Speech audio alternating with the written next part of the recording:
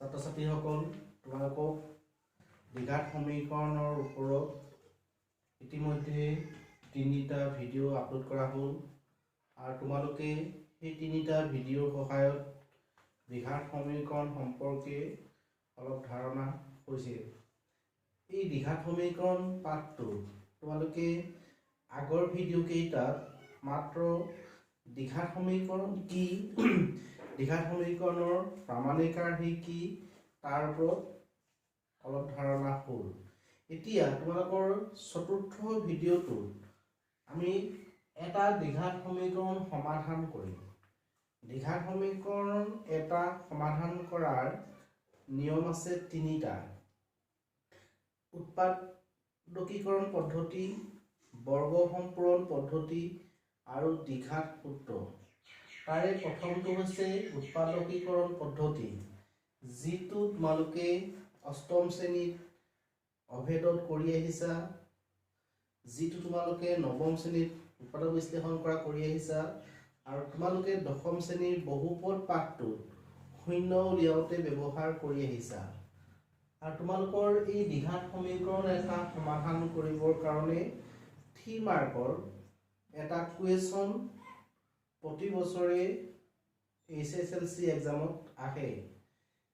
দ্বিঘাত সমীকৰণ এটা সমাধান কৰিবলৈ প্ৰথম যিটো পদ্ধতি উৎপাদকীকৰণ পদ্ধতি, মই তোমালোকক উৎপাদকীকৰণ পদ্ধতিৰ সহায়ত সমাধান কৰাৰ 2টা অংক কৰিব বিচাৰিছোঁ আৰু তোমালোকে সেই 2টা অংকৰ সহায়ত বাকী অনুশীলনী থকা অংকবোৰ নিজে কৰিব পাৰিবা।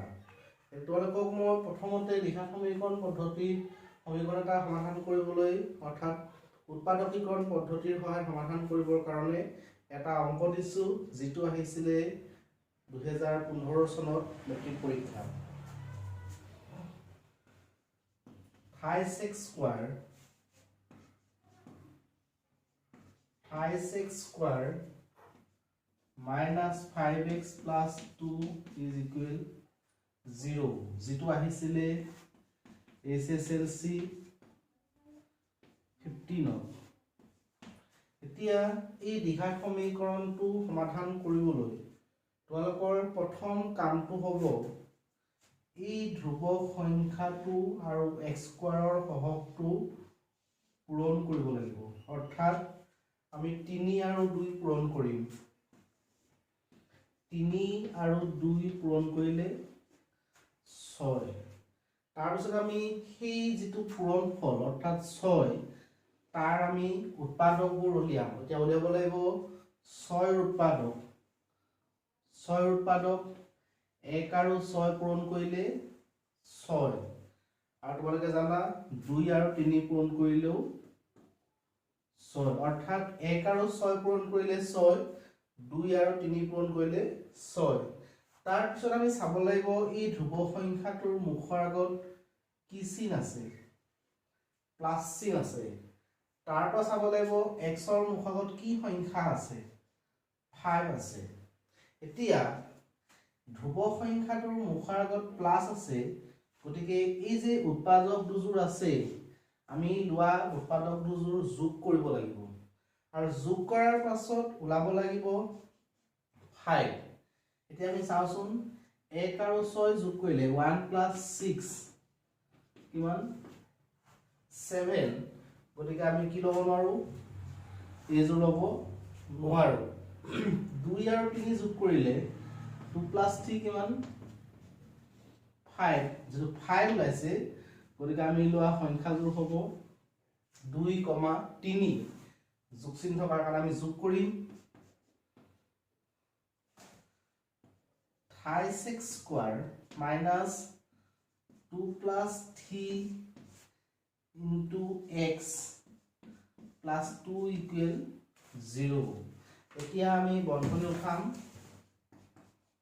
5x square minus a plus a minus 2 into x twice x minus a plus a minus 3 into x thrice x plus 2 equal 0। ইয়াত x কমন আহিব, তোমালোকে জানা 3 আৰু 2 মৌলিক সংখ্যা কমন নাহে, থাকি যাব। ইয়াত x দুটা আসলে এটা গল থাকিলে x মাজত আছে মাইনাস x গল থাকিলে 2 অৰ্থাৎ x into 28x minus 2 এই গিটাৰ পৰা x কমন নাহে সংখ্যা কেটা মৌলিক সংখ্যাও কমন নাহে একো কমন নাহিলে আমাৰ কি আহিব a এটা কমন আহিব মুখাৱত আছে মাইনাস তোমালোকে জানা মাইনাস থাকিলে আমাৰ সদায় চিনবোৰ সলনি হৈ যায় 28x ৰ মুখাৱত আছে মাইনাস এটো হৈ যাব প্লাস 2 ৰ মুখাৱত আছে প্লাস এটো হৈ যাব মাইনাস ইজ ইকুৱেল 0 এতিয়া তোমালোকৰ কমন আহিব 28x minus 2 28x minus 2 থাকি যাব x minus 1 এখিলৈকে আমাৰ উৎপাদক যোগফলটো হ'ল তাৰ আমি লিখিম এতিয়া 28x minus 2 equal 0 28x equal 2 x equal 2/3 x minus 1 equal 0 x equal 1 আমি কি পাই গলো 2/3 আৰু 1 একেবাৰে হেকো লিখি দিব লাগিব নিৰ্ণয় মূল দুটা এতেকে নিৰ্ণয়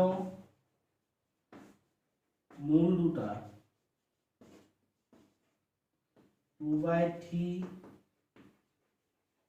আৰু 1 তোমালোকক এতিয়া 2015 চনত অহা সমাধান কৰিব দিয়া সমীকৰণটো 5x স্কয়াৰ - 5x + 2 = 0 এই সমীকৰণটো সমাধান কৰি দিয়া হৈছে এই সমীকৰণটোৰ আৰ্হিতে তোমালোকে বাকি যিমান কেইটা সমীকৰণ সমাধান কৰিবলৈ মেট্ৰিক পৰীক্ষাত আহিছিলে সকলোৱে কৰি চাবা মই তোমালোকক মাত্ৰ মেট্ৰিক পৰীক্ষাত যি কেইটা কুৱেশ্যন আহিছিলে সেই কুৱেশ্যন কেইটাহে লিখি দিছো ঘৰত সকলোৱে কৰি চাবা 2016 চনত আহিছিলে x square minus 5x minus 10 equal 0 2017 চনত আহিছিলে twice x square minus 7x plus 3 equal 0 2018 চনত আহিছিলে twice x square minus 2 root 2x plus 1 equal 0